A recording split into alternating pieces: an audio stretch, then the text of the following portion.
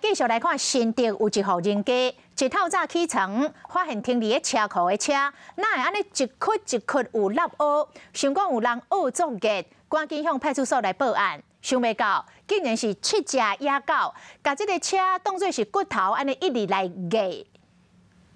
经本所调阅监视器画面，发现非人为，而是野狗闯入破坏，也只能自行处理。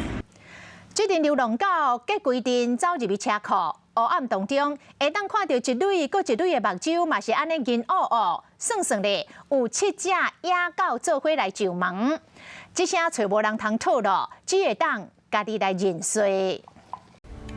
我是陈雅玲，想要跟我一起从零掌握天下事吗？赶紧按下华视新闻 YouTube 频道的订阅按钮，开启小铃铛，跟我一起探讨公共议题，给您最专业的华视新闻。